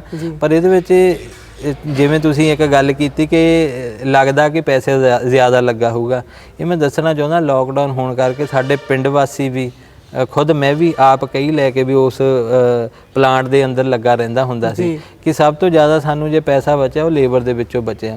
ਅਸੀਂ ਉਹਦੀ ਬਿਹਤਰੀ ਦੇ ਲਈ ਉਹੀ ਪੈਸਾ ਉਹਦੇ ਉੱਪਰ ਲਗਾ ਦਿੱਤਾ। ਤੇ ਮੈਂ ਤੁਹਾਨੂੰ ਇਹ ਵੀ ਦੱਸਣਾ ਚਾਹੁੰਦਾ ਉੱਥੇ 1,08,000 ਇੱਟ ਜਿਹੜੀ ਆ ਉਹ ਪੂਰੇ ਟਰੀਟਮੈਂਟ ਪਲਾਂਟ ਨੂੰ ਲੱਗੀ ਹੋਈ ਹੈ ਜੀ। ਪਿੰਡ ਦੇ ਸਕੂਲਾਂ ਵੱਲ ਆਉਨੇ ਆ, ਤੁਸੀਂ ਜਿਵੇਂ ਪਹਿਲਾਂ ਦੱਸ ਰਹੇ ਸੀ ਆਫ ਦੀ ਕੈਮਰਾ ਕਿ ਕਿਸ ਤਰ੍ਹਾਂ ਪਿੰਡ ਦੇ ਸਕੂਲਾਂ ਦੇ ਅੰਦਰ ਪਾਣੀ ਵੜ ਜਾਂਦਾ ਸੀ ਜੀ, ਲੱਤਾਂ ਟੰਗ ਕੇ ਬੱਚੇ ਅੰਦਰ ਆਉਂਦੇ ਸੀ, ਤੇ ਹੁਣ ਕਾਇਆ ਕਲਪ ਕਰ ਦਿੱਤੀ। ਇਹ ਕਿਵੇਂ? ਇਹ ਸਰ ਦੇਖੋ, ਮੈਂ ਜਿਹੜੀ ਮੇਰੀ ਵਿਦਿਅਕ ਜਿੰਨੀ ਵੀ ਹੋਈ ਹੈਗੀ ਆ ਸਿੱਖਿਆ, ਜਿਹੜੀ ਵਿਦਿਅਕ ਸਿੱਖਿਆ ਮੈਂ ਇਹਨਾਂ ਸਕੂਲਾਂ ਤੋਂ ਲਈ ਆ। ਪਹਿਲੀ ਤੋਂ ਲੈ ਕੇ ਮੈਂ 12ਵੀਂ ਤੱਕ ਇਹ ਸਕੂਲ ਤੱਕ ਹੀ ਪੜ੍ਹਿਆ, ਪਿੰਡ ਦੇ ਸਕੂਲ ਤੱਕ ਪੜ੍ਹਿਆ ਜੀ। ਤੇ ਜਿਹੜੀਆਂ ਕਮੀਆਂ ਪੇਸ਼ੀਆਂ ਮੈਨੂੰ ਲੱਗਦੀਆਂ ਕਿ ਸਕੂਲ ਜਾਂ ਸਕੂਲ ਦੀ ਗਰਾਊਂਡ ਦੇ ਵਿੱਚ ਆ, ਵਾਹਿਗੁਰੂ ਨੇ ਚਲੋ ਦਇਆ ਕੀਤੀ ਕਿ ਉਹ ਮੈਨੂੰ ਇੱਕ ਅਹੁਦਾ ਬਖਸ਼ਿਆ ਕਿ ਜਿੱਥੇ ਆ ਕੇ ਮੈਂ ਇਹਨਾਂ ਚੀਜ਼ਾਂ ਨੂੰ ਠੀਕ ਕਰ ਸਕਿਆ। ਸਾਡੇ ਟਾਈਮ ਦੇ ਵਿੱਚ ਜਿਹੜੇ ਸਰਕਾਰੀ, ਤੁਹਾਨੂੰ ਵੀ ਪਤਾ ਹੈ ਕਿ ਸਰਕਾਰੀ ਫੰਡ ਜਾਂ ਗਰਾਂਟਾਂ ਇੰਨੀਆਂ ਨਹੀਂ ਹੁੰਦੀਆਂ, ਕਿ ਨਾ ਹੀ ਸਾਡੀਆਂ ਸਰਕਾਰਾਂ ਬਹੁਤਾ ਸਕੂਲਾਂ ਵੱਲ ਧਿਆਨ ਦਿੰਦੀਆਂ, ਐਜੂਕੇਸ਼ਨ ਵੱਲ ਬਹੁਤ ਘੱਟ ਧਿਆਨ ਦੇ ਰਹੀਆਂ ਹਨ। ਸਾਡੇ ਸਮੇਂ ਦੇ ਵਿੱਚ ਸਕੂਲ ਦੇ ਬਾਥਰੂਮ ਬਹੁਤ ਗੰਦੇ ਹੁੰਦੇ ਸੀ। ਤੇ ਸਭ ਤੋਂ ਪਹਿਲਾਂ ਅਸੀਂ ਜਦੋਂ ਸਰਪੰਚ ਬਣੇ ਆ ਸਾਡੀ ਪੰਚਾਇਤ ਨੇ, ਤੇ ਸਾਡੇ ਇੱਕ ਓਲਡ ਸਟੂਡੈਂਟ ਵੈਲਫੇਅਰ ਸੁਸਾਇਟੀ ਆ, ਉਹਨਾਂ ਨੇ ਮੈਨੂੰ ਇਹ ਗੱਲ ਕਹੀ ਕਿ ਸਰਪੰਚ ਸਾਹਿਬ ਤੁਸੀਂ ਬਣੇ ਹੋ ਤੇ ਅਸੀਂ ਕਿੰਨੇ ਪੈਸੇ ਭੇਜੀਏ। ਮੈंने ਕਿਹਾ ਉਹਨਾਂ ਨੂੰ, ਨਹੀਂ ਤੁਸੀਂ ਮੈਨੂੰ ਨਹੀਂ ਭੇਜਣੇ, ਤੁਸੀਂ ਇੱਕ ਆਪਣੀ ਕਮੇਟੀ ਬਣਾਓ, ਉਹਦੇ ਵਿੱਚ ਉਹ ਕੈਨੇਡਾ, ਆਸਟ੍ਰੇਲੀਆ ਸਾਰੇ ਆ ਜੀ, ਉਹ ਕੋਈ $50 ਕੋਈ $100 ਉਹ ਇਕੱਠੇ ਕਰਦੇ ਫਿਰ ਪੈਸੇ। ਉਹਨਾਂ ਨੇ ਫਿਰ ਪਿੱਛੇ ਆਪਣੇ ਬਾਥਰੂਮ ਜੋ ਤੁਸੀਂ ਦੇਖੇ ਆ, ਇਹ ਉਹਨਾਂ ਨੇ ਬਾਥਰੂਮ ਬਣਾਏ, ਤਕਰੀਬਨ 8 ਲੱਖ ਰੁਪਈਆ ਉਹਨਾਂ ਨੇ ਇਹਨਾਂ ਬਾਥਰੂਮਾਂ ਤੇ ਲਗਾਇਆ ਤੇ ਉਹ ਸਾਰੇ ਵਧੀਆ ਉਹਨਾਂ ਨੇ ਬਾਥਰੂਮ ਬਣਾਏ। ਫਿਰ ਪਿੰਡ ਦੀ ਨਾਲ ਜਿਹੜਾ ਪ੍ਰਾਇਮਰੀ ਸਕੂਲ ਆ ਜੀ, ਜਿਹੜੀ ਗਰਾਊਂਡ ਆ ਪਿੰਡ ਦੀ ਗਰਾਊਂਡ ਆ ਉਹਦੇ ਵਿੱਚੋਂ ਦੀ ਰਾਹ ਸੀ ਸਕੂਲ ਨੂੰ, ਤੇ ਇਹ ਬਹੁਤ ਜ਼ਿਆਦਾ ਨੀਵਾਂ ਸੀ, ਤਕਰੀਬਨ 5 ਤੋਂ 6 ਫੁੱਟ ਨੀਵਾਂ ਸੀਗਾ ਰੋਡ ਦੇ ਨਾਲੋਂ ਜੀ। ਜਦੋਂ ਬਾਰਿਸ਼ ਦੇ ਦਿਨ ਹੁੰਦੇ ਸੀ ਉਹ ਪਾਣੀ ਸਾਰਾ ਇਸ ਗਰਾਊਂਡ ਦੇ ਅੰਦਰ ਭਰ ਜਾਂਦਾ ਸੀ, 4-5 ਫੁੱਟ ਪਾਣੀ ਹਮੇਸ਼ਾ ਰਹਿੰਦਾ ਸੀ, ਤੇ ਤਕਰੀਬਨ ਹਫ਼ਤਾ 10 ਦਿਨ ਉਹ ਪਾਣੀ ਸੁੱਕਣ ਨੂੰ ਲੈ ਜਾਂਦਾ ਸੀ। ਤੋ ਉਹਨੇ ਦਿਨ ਫਿਰ ਸਕੂਲ ਕਿੱਦਾਂ ਚੱਲਦਾ ਸੀ? ਉਹਦੇ ਨਾਲ ਇਦਾਂ ਸੀ ਜੀ, ਜਾਂ ਤਾਂ ਉਹ ਬੱਚੇ ਜਿਹੜੇ ਸੀਗੇ ਉਹ ਆਪਣੀਆਂ ਪੈਂਟਾਂ ਚੱਕ ਕੇ ਉੱਪਰ ਆਇਆ ਕਰਦੇ ਸੀ, ਜਾਂ ਫਿਰ ਕਈ ਵਾਰੀ ਛੁੱਟੀਆਂ ਕਰਨੀਆਂ ਪੈਂਦੀਆਂ ਸੀ ਕਿ ਸਕੂਲ ਦੇ, ਕਿਉਂਕਿ ਕਮਰੇ ਵੀ ਅੰਦਰਲੇ ਭਰ ਜਾਂਦੇ ਸੀ। ਪੁਰਾਣੀਆਂ ਪੰਚਾਇਤਾਂ ਨੇ ਕੋਈ ਧਿਆਨ ਨਹੀਂ ਦਿੱਤਾ ਇਹਦੇ ਬਾਰੇ? ਸਕੂਲ ਦੇ ਵੱਲ ਉਹਨਾਂ ਨੇ ਚਲੋ ਕੀਤਾ ਤਾਂ ਹੈ, ਪਰ ਬਰਸਾਤੀ ਦਿਨਾਂ ਦਾ ਉਹਨਾਂ ਕੋਲ ਇਲਾਜ ਨਹੀਂ ਸੀ ਜੀ। ਸੋ ਬਰਸਾਤੀ ਦਿਨਾਂ ਦਾ ਇਲਾਜ ਫਿਰ ਇੰਜੀਨੀਅਰਿੰਗ ਨੇ ਕੀਤਾ? ਬਿਲਕੁਲ ਜੀ, ਬਿਲਕੁਲ। ਅਸੀਂ ਪ੍ਰੈਕਟੀਕਲੀ ਜਿਹੜਾ ਅਪਲਾਈ ਹੈ ਉਹ ਫਿਰ ਮੈਂ ਪਿੰਡ ਦੇ ਵਿੱਚ ਆ ਕੇ ਕੀਤਾ। ਜਿਵੇਂ ਤੁਸੀਂ ਰੇਨ ਹਾਰਵੈਸਟਿੰਗ ਸਿਸਟਮ ਦਾ ਦੇਖਿਆ ਸੀਗਾ, ਰੇਨ ਹਾਰਵੈਸਟਿੰਗ ਵਾਲਾ ਵੀ ਤੁਸੀਂ ਵਿਖਾ ਰਹੇ ਸੀ ਪ੍ਰਾਇਮਰੀ ਸਕੂਲ ਦੇ ਵਿੱਚ ਕਿਸ ਤਰ੍ਹਾਂ ਦਾ ਸਿਸਟਮ ਸਾਰਾ ਲਗਾਇਆ ਹੋਇਆ ਹੈ, ਉਹਦੇ ਬਾਰੇ ਥੋੜਾ ਜਿਹਾ ਦੱਸੋ। ਉਹਦੇ ਵਿੱਚ ਤੁਸੀਂ ਕਿੱਦਾਂ ਇੰਜੀਨੀਅਰਿੰਗ ਆਪਣੀ? ਰੇਨ ਹਾਰਵੈਸਟਿੰਗ ਦਾ ਇਵੇਂ ਸੀ ਕਿ ਜਿਹੜਾ ਇਹ ਪਾਣੀ ਆ ਜਿਹੜਾ 6-7 ਫੁੱਟ ਖੜਾ ਰਹਿੰਦਾ, ਇਹਨੂੰ ਆਪਾਂ ਕਿਵੇਂ ਆਪਾਂ ਸੋਕ ਕਰ ਸਕਦੇ ਹਾਂ। ਸੋ ਇਹੀ ਆ ਜੀ, ਜਿਹੜੇ ਆਪਣੇ ਪੱਤਣ ਆ ਹੇਠਲੇ ਜਿਹੜੇ ਪੱਧਰ ਦੇ ਆ ਉਹ ਸਾਰੇ ਸੁੱਕੇ ਜਾ ਰਹੇ ਆ। ਆਪਣੇ ਘਰਾਂ ਦਾ ਵੀ ਨਾਰਮਲੀ ਪਾਣੀ 200 ਜਾਂ 250 ਫੁੱਟ ਤੇ ਜਾ ਕੇ ਮਿਲਦਾ, ਉਸ ਤੋਂ ਉੱਪਰ ਪਾਣੀ ਨਹੀਂ ਹੈ ਜੀ। ਸੋ ਅਸੀਂ ਰੇਨ ਹਾਰਵੈਸਟਿੰਗ ਸਿਸਟਮ ਇਹੀ ਕੀਤਾ ਜੀ ਫਿਰ, ਕਿ ਉਹ ਪਿੱਟ ਬਣਾਏ, ਛੋਟੇ ਪਿੱਟ ਬਣਾ ਕੇ ਉਹਨਾਂ ਵਿੱਚ 60 ਫੁੱਟ ਤੱਕ ਬੋਰ ਕਰ ਦਿੱਤਾ ਜੀ। ਜਿਹੜਾ ਪੱਤਣ ਸੀਗਾ ਜਿੱਥੇ ਮਤਲਬ ਰੇਤਾ ਆਉਂਦੀ ਆ ਉੱਥੇ ਲਿਜਾ ਕੇ ਉਹ ਪਾਈਪ ਛੱਡ ਦਿੱਤੇ, ਉਹ ਜਿੰਨਾ ਪਾਣੀ ਸੀਗਾ ਉਹ ਸਾਰਾ ਸੋਕ ਹੋ ਰਿਹਾ ਜੀ ਉੱਥੇ। ਉਹ ਫਿਰ ਇੱਕ ਰੇਨ ਹਾਰਵੈਸਟਿੰਗ ਬਣ ਗਿਆ। ਦੂਸਰਾ ਇਹਦੇ ਨਾਲ ਜਿੱਥੇ ਸਾਡੇ ਵਾਟਰ ਟੇਬਲ ਨੂੰ, ਪਾਣੀ ਨੂੰ ਉੱਚ ਮਿਆਦ ਮਿਲਦੀ ਆ, ਵਾਟਰ ਟੇਬਲ ਸਾਡਾ ਹਾਈ ਹੁੰਦਾ ਆ, ਤੇ ਉਹਦੇ ਨਾਲ ਵੀ ਫਾਇਦਾ ਹੋਇਆ, ਤੇ ਨਾਲ ਹੀ ਸਾਨੂੰ ਪਾਣੀ ਜਿਹੜਾ ਖੜਦਾ ਸੀ ਬਰਸਾਤਾਂ ਦੇ ਦਿਨਾਂ ਤੇ ਉਹ ਤੋਂ ਵੀ ਨਿਜਾਤ ਮਿਲ ਗਈ ਜੀ। ਜੀ, ਦਰਸ਼ਕਾਂ ਨੂੰ ਦੱਸ ਦਈਏ ਕਿ ਆਪਣੇ ਪਿੰਡ ਦੇ ਵਿੱਚ ਤਾਂ ਸਰਪੰਚੀ ਕਰ ਹੀ ਰਹੇ ਨੇ, ਨਾਲ ਦੇ ਹੋਰ ਪਿੰਡਾਂ ਦੇ ਵੀ ਪ੍ਰਧਾਨ ਨੇ ਸਰਪੰਚਾਂ ਦੇ, ਉਹਨਾਂ ਦੇ ਬਾਰੇ ਜਾਣਾਂਗੇ। ਕਿੰਨੇ ਪਿੰਡ ਤੁਹਾਡੇ ਅਧੀਨ ਨੇ ਜਿਹੜੀ ਤੁਸੀਂ ਯੂਨੀਅਨ ਦੇ ਪ੍ਰਧਾਨ ਹੋ? ਜੀ, ਮੇਰੇ ਕੋਲ ਜੀ 78 ਪਿੰਡ ਆ। ਜਲੰਧਰ ਪੂਰਬੀ ਜਿਹੜੀ ਬਲਾਕ ਹੈਗਾ ਉਹਦੇ ਵਿੱਚ 78 ਸਰਪੰਚ ਆਉਂਦੇ, 78 ਪੰਚਾਇਤਾਂ ਆਉਂਦੀਆਂ, ਉਸ ਯੂਨੀਅਨ ਦਾ ਜੀ ਮੈਂ ਪ੍ਰਧਾਨ ਆ ਜੀ। 78 ਪਿੰਡਾਂ ਦੀ ਯੂਨੀਅਨ ਦੇ ਪ੍ਰਧਾਨ ਨੇ ਸਰਪੰਚ ਸਾਹਿਬ। ਤੇ ਸਰਪੰਚ ਸਾਹਿਬ ਆਫ ਦੀ ਕੈਮਰਾ ਬਹੁਤ ਸਾਰੀਆਂ ਗੱਲਾਂ ਅਸੀਂ ਕਰ ਚੁੱਕੇ ਹਾਂ, ਮੈਂ ਬਾਰ-ਬਾਰ ਆਫ ਦੀ ਕੈਮਰਾ ਸ਼ਬਦ ਵਰਤ ਰਿਹਾ ਕਿਉਂਕਿ ਅਸੀਂ ਇਸ ਤੋਂ ਪਹਿਲਾਂ ਲੰਬਾ ਸਮਾਂ ਇਸ ਦੇ ਬਾਰੇ 'ਚ ਚਰਚਾ ਕਰਦੇ ਰਹੇ। ਤੇ ਸਰਪੰਚੀ ਦਾ ਤੁਸੀਂ ਹਾਲ ਦੱਸ ਰਹੇ ਸੀ ਕਿ ਕਿਸ ਤਰ੍ਹਾਂ ਦਾ ਸਰਪੰਚੀ ਦਾ ਹਾਲ ਹੈ, BDPO ਕਿਸ ਤਰ੍ਹਾਂ ਕੰਮ ਕਰਦੇ ਨੇ, ਤੇ ਸਰਪੰਚ ਬਹੁਤੇ ਪਿੰਡਾਂ ਦੇ ਜਾਗਰੂਕ ਨਹੀਂ ਨੇ। ਤੁਸੀਂ ਤਾਂ ਪੜ੍ਹੇ ਲਿਖੇ ਹੋ, ਤੁਸੀਂ M.Tech ਦੱਸ ਦਿਓ ਕਿ ਕੀਤੀ ਹੋਈ ਹੈ, ਤੁਹਾਨੂੰ ਚੀਜ਼ ਦੀ ਨੌਲੇਜ ਸੀ ਵੀ ਕਿਸ ਤਰ੍ਹਾਂ ਸਰਪੰਚ ਦੇ ਸਾਈਨ ਕੀਤਿਆਂ ਬਿਨਾਂ ਚੈੱਕ ਨਹੀਂ ਚੱਲ ਸਕਦਾ। ਪਰ ਤੁਸੀਂ ਜਿਸ ਤਰ੍ਹਾਂ ਦੱਸ ਰਹੇ ਸੀ ਕਿ ਸਰਪੰਚੀ ਦਾ ਕੀ ਹਾਲ ਹੈ ਪਿੰਡਾਂ ਦਾ, ਜਰਾ ਉਹ ਬਿਆਨ ਕਰ ਦਿਓ। ਦੇਖੋ ਜੀ, ਅੱਜ ਕੱਲ ਜਿਹੜੀ ਸਰਪੰਚੀ ਆ ਬਹੁਤੇ ਇਸ ਕਰਕੇ ਨਹੀਂ ਲੈਂਦੇ ਕਿ ਪਿੰਡ ਦਾ ਭਲਾ ਕਰਨਾ, ਇਸ ਕਰਕੇ ਲਈ ਜਾਂਦੀ ਆ ਸਰਪੰਚੀ ਕਿ ਨਹੀਂ ਬਸ ਉਹ ਨਾ ਬਣੇ ਕਿ ਮੈਂ ਬਣ ਜਾਵਾਂ। ਆਪਾਂ ਫਿਰ ਜਾਂ ਤਾਂ ਪੈਸੇ ਇਕੱਠੇ ਕਰਨ ਦੇ, ਪੈਸੇ ਨਹੀਂ, ਆਪਾਂ ਇੱਕ ਕਹਿ ਸਕਦੇ ਈਗੋ ਦੇ ਲਈ ਬਣਦੀ ਆ ਸਰਪੰਚੀ। ਪੈਸਾ ਤਾਂ ਸਰਪੰਚੀ ਦੇ ਵਿੱਚ ਹੈ ਨਹੀਂਗਾ, ਤੇ ਇਹ ਇੱਕ ਆਪਣੀ ਹੈ ਨਾ ਈਗੋ ਨੂੰ ਸੈਟੀਸਫਾਈ ਕਰਨ ਲਈ ਕੀਤਾ ਜਾਂਦਾ ਆ। ਤੇ ਕੁਛ ਜਿਹੜੇ ਉੱਚ ਵਰਗ ਆ ਜਾਂ ਪਿੰਡ ਦੇ ਵਿੱਚ ਕੁਛ ਹੁੰਦੇ ਆ, ਇਨਸਾਨ ਹੁੰਦੇ ਆ, ਉਹਨਾਂ ਨੇ ਕਹਿਣਾ ਜੀ ਉਹ ਚੰਗਾ ਬੰਦਾ ਨਹੀਂ ਬਣਨਾ ਚਾਹੀਦਾ, ਧੰਨ ਤੋਂ ਤੂੰ ਖੜ ਜਾ, ਫਲਾਨੀਏ ਤੂੰ ਖੜ ਜਾ, ਫਲਾਨੇ ਸਿੰਘਾ ਤੂੰ ਖੜ ਜਾ। ਬਸ ਇਹੀ ਚੀਜ਼ਾਂ ਨੇ ਸਾਡੇ ਪਿੰਡਾਂ ਨੂੰ ਪਿੱਛੇ ਲੈ ਕੇ ਗਏ ਆ। ਅਸੀਂ ਜਿਵੇਂ ਤੁਸੀਂ ਵੀ ਜਾਣਦੇ ਹੋ ਕਿ ਜ਼ਿਆਦਾ ਜਿਹੜੇ ਸਰਪੰਚ ਉਹ ਅਨਪੜ੍ਹ ਬਣਦੇ ਆ ਜਾਂ ਬਣਾਏ ਜਾਂਦੇ ਆ। ਆਪਾਂ ਇੰਜ ਵੀ ਕਹਿ ਸਕਦੇ ਕਿ ਜਾਂ ਬਣਾਏ ਜਾਂਦੇ ਆ। ਉਹਨਾਂ ਨੂੰ ਤਾਂ ਬਣਾਇਆ ਜਾਂਦਾ ਕਿ ਉਹ ਕੋਈ ਕਿੰਤੂ ਪਰੰਤੂ ਨਹੀਂ ਕਰਦੇ। ਜਿਵੇਂ ਉਹਨਾਂ ਨੂੰ ਉਹਨਾਂ ਦਾ ਕੋਈ ਆਕਾ ਕਹਿ ਦਿੰਦਾ ਕਿ ਭਾਈ ਆਹ ਕੰਮ ਕਰਨਾ ਆ, ਉਹ ਉਂਝ ਹੀ ਕੰਮ ਕਰ ਲੈਂਦੇ ਆ। ਤੇ ਇਹੀ ਕਿਤੇ ਨਾ ਕਿਤੇ ਸਾਡੇ ਪਿੰਡਾਂ ਨੂੰ ਪਿੱਛੇ ਲਿਜਾਣ ਦਾ ਇੱਕ ਵੱਡਾ ਹੈ ਕਾਰਨ ਹੈ ਕਿ ਸਰਪੰਚ ਅਸੀਂ ਉਹ ਚੁਣ ਰਹੇ ਹਾਂ ਕਿ ਜਿਨ੍ਹਾਂ ਨੂੰ ਨੌਲੇਜ ਨਹੀਂ ਹੈ, ਤੇ ਜਾਂ ਕੋਈ ਜਾਂ ਕਿਸੇ ਉਹ ਇਸ਼ਾਰਿਆਂ ਤੇ ਕੰਮ ਕਰ ਰਹੇ ਆ। ਇਸ ਕਰਕੇ ਜਿਹੜੀ ਆ ਸਰਪੰਚੀ ਕੋਈ ਜ਼ਿਆਦਾ ਚੰਗੀ ਨਹੀਂ ਹੁੰਦੀ। ਤੇ ਅਸੀਂ ਨੁਮਾਇੰਦਾ ਚੁਣੋ ਤਾਂ ਜੋ ਆਪਣੇ ਪਿੰਡ ਨੂੰ ਤੁਸੀਂ ਵੀ ਅੱਗੇ ਲਿਜਾ ਸਕਦੇ ਹੋ। ਜੇਕਰ ਤੁਸੀਂ ਕੋਈ ਨੁਮਾਇੰਦਾ ਚੁਣਦੇ ਹੋ ਉਹ ਕਿਸੇ ਅਫਸਰ ਮੂਹਰੇ ਗੱਲ ਹੀ ਨਾ ਕਰ ਸਕੇ ਤੇ ਉਹ ਵੀ ਮੇਰੇ ਹਿਸਾਬ ਨਾਲ ਕੋਈ ਵਧੀਆ ਗੱਲ ਨਹੀਂ ਹੈਗੀ ਕਿ ਆਪਾਂ ਇੱਕ ਪਿੰਡ ਦਾ ਮੋਹਤਬਰ ਬੰਦਾ ਚੁਣਿਆ ਆ, ਉਹ ਕਿਸੇ ਦੇ ਅੱਗੇ ਜਾਂ ਕਿਸੇ ਅਫਸਰ ਦੇ ਮੂਹਰੇ ਬਸ ਇਹ ਕਹਿ ਰਿਹਾ ਜੀ ਜਿਵੇਂ ਤੁਸੀਂ ਕਹੋਗੇ ਉਵੇਂ ਕਰ ਲਾਂਗੇ। ਸੋ ਇਹ ਕਿਤੇ ਨਾ ਕਿਤੇ ਬਹੁਤ ਵੱਡਾ ਇੱਕ ਫਾਲਟ ਹੈ ਜਿਹੜਾ ਸਾਡੇ ਪਿੰਡਾਂ ਨੂੰ ਅੱਗੇ ਤੱਕ ਨਹੀਂ ਜਾਣ ਦਿੰਦਾ। ਜੀ, ਤੁਸੀਂ ਦੱਸ ਰਹੇ ਵੀ ਪੜ੍ਹੇ ਲਿਖੇ ਹੋਣਾ ਬਹੁਤ ਜ਼ਰੂਰੀ ਹੈ ਤੇ ਪੜ੍ਹੇ ਲਿਖੇ ਹੋਣ ਦੇ ਕਈ ਵਾਰੀ ਨੁਕਸਾਨ ਵੀ ਹੋ ਜਾਂਦੇ ਆ। ਬੰਦਾ ਜ਼ਿਆਦਾ ਕੰਮ ਕਰ ਬੈਠਦਾ ਤੇ ਪਿੱਛੋਂ ਵੀ ਸ਼ਿਕੰਜਾ ਕੱਸਣਾ ਸ਼ੁਰੂ ਹੋ ਜਾਂਦਾ ਕਿ ਭਾਈ ਜ਼ਿਆਦਾ ਗਾਂ ਨਿਕਲ ਗਿਆ, ਪਿੱਛੇ ਮੁੜਿਆ। ਅਜਿਹੀਆਂ ਘਟਨਾਵਾਂ ਵੀ ਆਪਾਂ ਜ਼ਿਕਰ ਕੀਤਾ ਸੀ। ਉਹ ਆ ਵਾਟਰ ਸਿਸਟਮ ਵਾਲੇ ਨੂੰ ਹੀ ਲੈ ਕੇ ਹੋ ਗਿਆ। ਉਹ ਕੀ ਘਟਨਾ ਵਾਪਰੀ ਸੀ ਜਿਸ ਦੇ ਵਿੱਚ ਕਈ ਤਰ੍ਹਾਂ ਦੇ ਪੇਚ ਫਸ ਗਏ? ਜੀ ਪਹਿਲਾਂ ਤਾਂ ਜੀ ਦੇਖੋ, ਜਿੰਨਾ ਪਹਿਲਾਂ ਵੀ ਮੈਂ ਤੁਹਾਨੂੰ ਦੱਸਿਆ ਜੀ, ਵਾਟਰ ਟਰੀਟਮੈਂਟ ਪਲਾਂਟ ਹੋਇਆ, ਚਾਹੇ ਸਾਡੇ ਪਿੰਡ ਦੇ ਵਿੱਚ ਲੇਡੀਜ਼ ਲਈ ਓਪਨ ਜਿਮ ਲਗਾਉਣਾ ਹੋਇਆ ਜੀ। ਇਹ ਕੰਮ ਜਦੋਂ ਦੋ ਹੋਏ ਨਾ ਤੇ ਉਹਨਾਂ ਦੇ ਪਿੰਡਾਂ ਦੇ ਲੋਕ ਵੀ, ਬਾਕੀ ਆਲੇ ਦੁਆਲੇ ਪਿੰਡਾਂ ਦੇ ਲੋਕ ਵੀ ਉਹਨਾਂ ਦੇ ਸਰਪੰਚਾਂ ਨੂੰ ਜਾ ਕੇ ਕਹਿਣ ਲੱਗ ਪਏ ਸੀ, ਉਹ ਯਾਰ ਉਹ ਬਲੇਨੇ ਵਾਲਾ ਸਰਪੰਚ ਤਾਂ ਆਹ ਕਰਾ ਗਿਆ, ਤੁਸੀਂ ਕਿਉਂ ਨਹੀਂ ਕਰਾਉਂਦੇ? ਉਹ ਸਰਪੰਚਾਂ ਦੇ ਫਿਰ ਮੈਨੂੰ ਪਰਸਨਲੀ ਫੋਨ ਆਉਂਦੇ ਹੁੰਦੇ, ਉਹ ਭਰਾਵਾ ਇੰਨਾ ਕੰਮ ਨਾ ਕਰ, ਅਸੀਂ ਕਿੱਥੋਂ ਪੈਸਾ ਲਾਉਣਾ ਹੈ, ਅਸੀਂ ਕਿੱਦਾਂ ਕਰੀਏ, ਹੈ ਨਾ।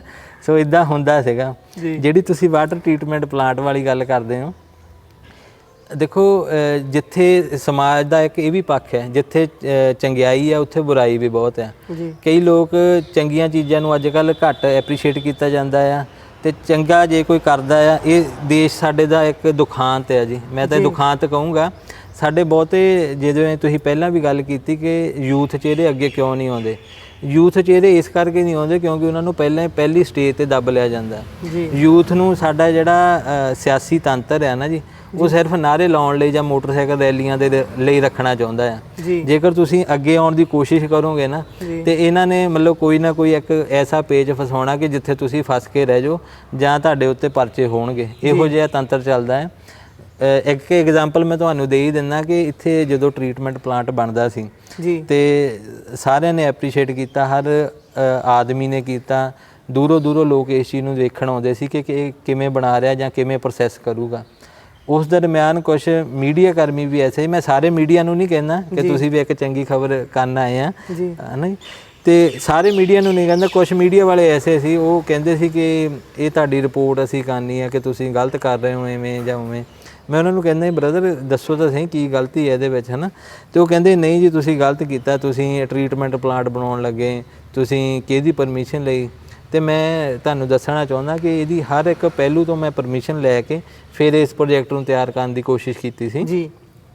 ਅਤੇ ਉਸ ਦਰਮਿਆਨ ਕੁਛ ਮੀਡੀਆ ਕਰਮੀ ਆਏ, ਉਹਨਾਂ ਨੇ ਕਿਹਾ ਕਿ ਨਹੀਂ ਜੀ ਅਸੀਂ ਤੁਹਾਡੀ ਨੈਗੇਟਿਵ ਨਿਊਜ਼ ਚਲਾਵਾਂਗੇ, ਨਹੀਂ ਤਾਂ ਸਾਨੂੰ ਕੁਛ ਨਾ ਕੁਛ ਤੁਸੀਂ ਦਿਓ ਜਾਂ ਇੱਦਾਂ, ਹੈ ਨਾ। ਅਤੇ ਮੈਨੂੰ ਬੜਾ ਉਦੋਂ ਦੁਖਾਂਤ ਹੋਇਆ ਕਿ ਇਹ ਵੀ ਇੱਕ ਮੀਡੀਆ ਕਿ ਜਿੱਥੇ ਇਹਨਾਂ ਨੂੰ ਸਹੀ ਪੱਖ ਵਿਖਾਉਣਾ ਚਾਹੀਦਾ, ਇਹ ਗਲਤ ਪੱਖ ਲੈ ਕੇ ਕਿ ਮਤਲਬ ਕੰਮ ਕਰਨ ਤੋਂ ਰੋਕ ਰਹੇ ਆ ਜੀ। ਤੇ ਇਦਾਂ ਦੇ ਮੀਡੀਆ ਨੂੰ ਮੈਂ ਵੀ ਬੇਨਤੀ ਕਰਦਾ ਕਿ ਕਿਰਪਾ ਕਰਕੇ ਤੁਸੀਂ ਜਿਹੜੀ ਚੰਗੀ ਚੀਜ਼ ਹੁੰਦੀ ਉਹਨੂੰ ਐਪਰੀਸ਼ੀਏਟ ਕਰਿਆ ਕਰੋ, ਤੇ ਨਾਲ ਦੀ ਨਾਲ ਜਿਹੜੇ ਕੋਈ ਯੁਵਾ ਆ, ਕੋਈ ਯੂਥ ਆ, ਉਹ ਸੋਸ਼ਲ ਵਰਕ ਕਰਦਾ ਚਾਹੇ ਜਾਂ ਪਿੰਡਾਂ ਦੇ ਵਿੱਚ ਉਹ ਸਰਪੰਚੀ ਦੇ ਅਹੁਦੇ ਤੇ ਆ ਜਾਂ ਹੋ ਰਿਹਾ, ਉਹਨੂੰ ਐਪਰੀਸ਼ੀਏਟ ਕਰਿਆ ਕਰੋ, ਨਾ ਕਿ ਉਹਨੂੰ ਆਪਾਂ ਪਿੱਛੇ ਨੂੰ ਪੁੱਲ ਡਾਊਨ ਕਰੀਏ ਜੀ।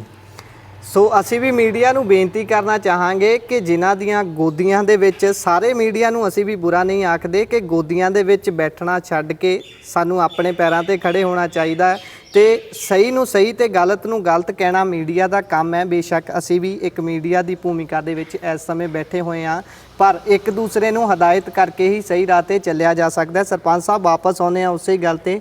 ਫਿਰ ਯੁਵਾ ਸ਼ਿਕਸ਼ਿਤ ਸਰਪੰਚ ਦਾ ਅਵਾਰਡ ਮਿਲਿਆ, ਕਿਹੋ ਜਿਹਾ ਲੱਗਾ? ਮਹਾਰਾਸ਼ਟਰ ਜਾ ਕੇ ਅਵਾਰਡ ਮਿਲਿਆ, ਵੱਡੇ ਦਿੱਗਜ ਨੇਤਾਵਾਂ ਨੂੰ ਮਿਲੇ ਜੀ, ਕਿਹੋ ਜਿਹਾ ਸਾਰਾ ਇਹ ਐਕਸਪੀਰੀਅੰਸ ਰਿਹਾ? ਬਿਲਕੁਲ ਜੀ, ਮੈਨੂੰ ਬਹੁਤ ਖੁਸ਼ੀ ਹੋਈ। ਮੈਂ ਕਦੀ ਸੋਚਿਆ ਵੀ ਨਹੀਂ ਸੀ ਕਿ ਮੈਨੂੰ ਇੱਕ ਆਦਰਸ਼ ਯੁਵਾ ਸਰਪੰਚ ਦਾ ਅਵਾਰਡ ਮਿਲੂਗਾ, ਪਰ ਇਹਦੇ ਲਈ ਮੈਂ ਮਤਲਬ ਦਿਲੋਂ ਧੰਨਵਾਦ ਕਰਦਾ ਹਾਂ ਆਪਣੇ ਮਾਤਾ ਪਿਤਾ ਦਾ, ਜਿਨ੍ਹਾਂ ਨੇ ਮੈਨੂੰ ਮਾਸਟਰ ਡਿਗਰੀ ਤੱਕ ਕਰਵਾਈ। ਕਿਉਂਕਿ ਅਸੀਂ ਬਹੁਤੇ ਲੋਕ ਇਹੀ ਕਹਿੰਦੇ ਹੁੰਦੇ ਆ ਕਿ ਕੀ ਕਰਨਾ ਇੱਥੇ, ਕੀ ਪੜ੍ਹ ਕੇ ਤੈਂ ਕਰਨਾ, ਹੈ ਨਾ, ਜਾਂ ਆਪਣੇ ਪੰਜਾਬੀ 'ਚ ਕਹਿੰਦੇ ਤੂੰ ਕਿਹੜਾ DC ਲੱਗਣਾ, ਹੈ ਨਾ।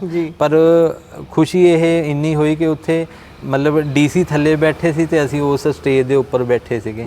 ਇਹ ਇੱਕ ਮਤਲਬ ਮੈਂ ਇਹ ਐਗਜ਼ਾਮਪਲ ਦੇਣਾ ਚਾਹੁੰਦਾ ਕਿ ਐਜੂਕੇਸ਼ਨ ਦਾ ਇੰਨਾ ਫਾਇਦਾ ਆ ਕਿ ਜਿਹੜੀ ਪੜ੍ਹਾਈ ਲਿਖਾਈ ਆ, ਆਪਾਂ ਨੂੰ ਵੀ ਕਹਿੰਦੇ ਵਿਦਿਆ ਜਿਹੜਾ ਇਹ ਤੀਸਰਾ ਨੇਤਰ ਆ। ਜਦੋਂ ਇਹ ਤੀਸਰਾ ਨੇਤਰ ਖੁੱਲ੍ਹਦਾ ਤੇ ਅਸੀਂ ਬੁਲੰਦੀ ਦੀਆਂ ਪੌੜੀਆਂ ਦਿਨ ਪਰ ਦਿਨ ਚੜ੍ਹ ਸਕਦੇ ਹਾਂ। ਤੇ ਦੂਸਰਾ ਇਹ ਸੀ ਕਿ ਸਾਡੇ ਪਿੰਡ ਵਾਲਿਆਂ ਨੇ, ਮੈਂ ਤਾਂ ਇਹਨਾਂ ਨੂੰ ਸਾਰੇ ਪਿੰਡ ਵਾਸੀਆਂ ਨੂੰ ਸਮਰਪਿਤ ਕਰਦਾ ਇਹ ਅਵਾਰਡ ਕਿ ਤੁਸੀਂ ਮੈਨੂੰ ਇੱਕ ਮੌਕਾ ਦਿੱਤਾ ਨੁਮਾਇੰਦਗੀ ਕਰਨ ਦਾ ਪਿੰਡ ਦਾ, ਕਿ ਇੱਕ ਯੁਵਾ ਸਰਪੰਚ, ਆਦਰਸ਼ ਯੁਵਾ ਸਰਪੰਚ ਦਾ ਜੇਕਰ ਅਵਾਰਡ ਮਿਲ ਸਕਿਆ, ਇਹ ਸਭ ਤੁਹਾਡੀ ਬਦੌਲਤ ਹੀ ਹੈ। ਤੇ ਮੈਂ ਇਹਨਾਂ ਦਾ ਵੀ ਧੰਨਵਾਦ ਕਰਦਾ ਹਾਂ। ਖੁਸ਼ੀ ਸਰ ਮੈਨੂੰ ਇੰਨੀ ਸੀਗੀ ਕਿ 1 ਫਰਵਰੀ ਤੋਂ ਇਹ ਸਰਵੇ ਚੱਲ ਰਿਹਾ ਸੀ ਕਿ ਕੌਣ ਪੂਰੇ ਦੇਸ਼ ਤੋਂ ਮਿਲਿਆ ਪੂਰੇ ਇੰਡੀਆ ਦੇ ਵਿੱਚੋਂ ਉਹਨਾਂ ਨੇ ਜਿਹੜੇ ਹਾਈਲੀ ਐਜੂਕੇਟਡ ਸੀ, ਜਿਹੜੇ ਪੋਲੀਟੀਕਲ ਲਾਈਨ ਦੇ ਵਿੱਚ ਹੈਗੇ ਆ ਤੇ ਐਕਟਿਵ ਨੇ, ਤੇ ਉਹਨਾਂ ਸਾਰਿਆਂ ਦਾ ਇਹਨਾਂ ਨੇ ਫਰਵਰੀ ਤੋਂ ਸਰਵੇ ਸ਼ੁਰੂ ਕਰ ਦਿੱਤਾ ਸੀ। ਮੈਨੂੰ ਇਹ ਖੁਸ਼ੀ ਹੋਈ ਹੈ ਕਿਸੇ ਜਿੱਦਾਂ ਸਿਫਾਰਸ਼ਾਂ ਦੇ ਨਾਲ ਨਹੀਂ ਮਿਲਦੇ, ਇਹ ਅਵਾਰਡ ਸਿਰਫ ਤੇ ਸਿਰਫ ਤੁਹਾਡੇ ਕੰਮ ਦੇਖ ਕੇ ਤੇ ਤੁਹਾਡੀ ਐਜੂਕੇਸ਼ਨ ਨੂੰ ਦੇਖ ਕੇ ਮਿਲਦੇ ਆ ਜੀ। ਪੰਜਾਬ ਭਰ ਚੋਂ ਜੇ ਗੱਲ ਕਰੀਏ, ਪੂਰੇ ਪੰਜਾਬ ਚੋਂ ਕਿੰਨੇ ਲੋਕਾਂ ਨੂੰ ਇਹ ਅਵਾਰਡ ਮਿਲਿਆ? ਪੰਜਾਬ ਭਰ ਦੀ ਗੱਲ ਕਰੀਏ ਤਾਂ ਸਰ ਇੱਕ ਰਾਘਵ ਚੱਡਾ ਜੀ ਜੋ ਆਪਣੇ ਐਮਪੀ ਨੇ, ਯੁਵਾ ਐਮਪੀ ਦਾ ਮਿਲਿਆ। ਸਰਪੰਚੀ ਦੇ ਵਿੱਚ ਜੇਕਰ ਗੱਲ ਕਰੀਏ, ਸਰਪੰਚੀ ਦੇ ਵਿੱਚ ਮਿਲਿਆ ਜੀ, ਇੱਕ ਤਾਂ ਮੈਂ ਹੀ ਸੀਗਾ, ਇੱਕ ਬਠਿੰਡਾ ਤੋਂ ਸਰਪੰਚ ਸੀ ਸ਼ੈਸ਼ਨਦੀਪ ਕੌਰ ਜੀ ਤੇ ਇੱਕ ਪਠਾਨਕੋਟ ਤੋਂ ਸੀ ਪੱਲਵੀ ਠਾਕੁਰ ਜੀ। ਸਾਨੂੰ 3 ਸਰਪੰਚਾਂ ਨੂੰ ਮਿਲਿਆ ਜੀ। ਪੂਰੇ ਪੰਜਾਬ ਦੇ ਵਿੱਚੋਂ 3 ਮੋਹਰੀ ਸਰਪੰਚ, ਨੌਜਵਾਨ ਤੇ ਪੜ੍ਹੇ ਲਿਖੇ ਸਰਪੰਚ ਜੀ ਸਰ ਜੀ। ਸੰਤ ਸੀਚੇਵਾਲ ਜੀ ਨਾਲ ਤੁਹਾਡਾ ਬੜਾ ਪਿਆਰ ਹੈ, ਤਸਵੀਰਾਂ ਵਿੱਚ ਵੀ ਅਕਸਰ ਦੇਖਦੇ ਆ। ਸੰਤ ਸੀਚੇਵਾਲ ਜੀ ਨੇ ਨਹੀਂ ਕਦੀ ਥਾਪੜਾ ਦਿੱਤਾ ਕਿ ਆ ਜਾਓ? ਨਹੀਂ, ਬਾਬਾ ਜੀ ਨੇ ਤਾਂ ਨਹੀਂ ਇਦਾਂ ਦਾ ਕਦੀ ਕੀਤਾ ਜੀ। ਤੇ ਕਿਉਂਕਿ ਅਸੀਂ ਮਿਲਦੇ ਆ, ਉਹ ਧਾਰਮਿਕ ਸ਼ਖਸੀਅਤ ਆ, ਤੇ ਦੂਸਰਾ ਅਸੀਂ ਟੈਕਨੀਕਲੀ ਕੰਮਾਂ ਦੇ ਰਿਗਾਰਡਿੰਗ ਹੀ ਮਿਲਦੇ ਆ, ਕਿਉਂਕਿ ਉਹਨਾਂ ਦੇ ਵੀ ਕੁਝ ਜਿਹੜੇ ਕੰਮ ਹੁੰਦੇ ਹਰ ਇੱਕ ਪਿੰਡਾਂ ਦੇ ਵਿੱਚ ਸੀਚੇਵਾਲ ਮਾਡਲ ਨੂੰ ਲੈ ਕੇ, ਜਿੱਥੇ ਲੈਵਲਿੰਗ ਉਹਨਾਂ ਨੇ ਕਰਵਾਉਣੀ ਹੋਵੇ ਉੱਥੇ, ਤੇ ਜਾਂ ਸਾਡੇ ਜਿੱਦਾਂ ਪਰਿਵਾਰਿਕ ਸੰਬੰਧ ਆ ਜੀ, ਉਹ ਵੀ ਮੇਰੇ ਕੋਲ ਘਰ ਆਉਂਦੇ ਜਾਂਦੇ ਆ ਤੇ ਮੈਂ ਵੀ ਉਹਨਾਂ ਕੋਲ, ਪਰ ਕਦੀ ਇਦਾਂ ਦਾ ਤਾਂ ਨਹੀਂ ਹੋਇਆ ਜੀ। ਜੀ ਚੰਗੀ ਗੱਲ ਹੈ। ਸੋ ਯੁਵਾ ਸਰਪੰਚ ਅੱਗੇ ਆਉਣ, ਜਿਵੇਂ ਦੱਸਿਆ ਹੀ ਸਰਪੰਚ ਸਾਹਿਬ ਨੇ ਕਿ ਕਿਸ ਤਰ੍ਹਾਂ ਰੈਲੀਆਂ ਤੱਕ, ਝੰਡੇ ਫਹਿਰਾਉਣ ਤੱਕ ਹੀ ਰੱਖ ਲਿਆ ਜਾਂਦਾ ਹੈ ਨੌਜਵਾਨਾਂ ਨੂੰ, ਯੁਵਾ ਨੂੰ। ਤੇ ਸ਼ਿਕਸ਼ਿਤ ਲੋਕ ਜੇਕਰ ਅੱਗੇ ਆਉਂਦੇ ਨੇ, ਪੜ੍ਹੇ ਲਿਖੇ ਲੋਕ ਚਿਹਰਾ ਮੋਹਰਾ ਬਣਦੇ ਨੇ ਪੰਜਾਬ ਦਾ, ਤੇ ਸਾਨੂੰ ਵੀ ਖੁਸ਼ੀ ਹੋਣੀ ਚਾਹੀਦੀ ਹੈ ਤੇ ਸਾਨੂੰ ਸਹਿਯੋਗ ਵੀ ਕਰਨਾ ਚਾਹੀਦਾ ਹੈ। ਲੱਤਾਂ ਖਿੱਚਣ ਵਾਲਿਆਂ ਨੂੰ ਵਰਜਿਆ ਜਾਣਾ ਚਾਹੀਦਾ ਹੈ। ਸਰਪੰਚ ਸਾਹਿਬ, ਲੱਤਾਂ ਖਿੱਚਣ ਤੋਂ ਯਾਦ ਆ ਗਿਆ ਕਿ ਪਿੰਡ ਦੇ ਵਿੱਚ ਐ ਤਾਂ ਨਹੀਂ ਹੋਊਗਾ ਕਿ ਐਂਟੀ ਧੜਾ ਹੋਊਗਾ? ਸਰਪੰਚੀ ਤੁਸੀਂ ਜਿੱਤੇ ਹੋ, ਕਿਸੇ ਮੰਤਵ ਦੇ ਨਾਲ ਹੀ ਜਿੱਤੇ ਹੋ, ਪਰ ਕਿਸ ਤਰ੍ਹਾਂ ਦੀ ਭੂਮਿਕਾ, ਐਂਟੀ ਧੜਾ ਕਿਸ ਤਰ੍ਹਾਂ ਦੀ ਭੂਮਿਕਾ ਨਿਭਾਉਂਦਾ ਹੈ? ਤੁਹਾਡੇ ਕੰਮਾਂ ਤੋਂ ਖੁਸ਼ ਨੇ ਜਾਂ ਕੀ ਲੱਗਦਾ ਹੈ? ਦੇਖੋ ਜੀ, ਜੇ ਗੱਲ ਆਪਾਂ ਐਂਟੀ ਧੜੇ ਦੀ ਕਰੀਏ ਜਾਂ ਉਹ ਦੇਖੋ, ਘਰ ਦੇ ਵਿੱਚ ਤਾਂ ਇੱਕ ਘਰ ਦੇ ਵਿੱਚ ਨਹੀਂ ਆਪਣੇ ਸਾਰਿਆਂ ਦੇ ਵਿਚਾਰ ਰਲਦੇ ਹੁੰਦੇ, ਤੇ ਇਹ ਤਾਂ ਇੱਕ ਬਹੁਤ ਵੱਡਾ ਪਿੰਡ ਆ ਜੀ।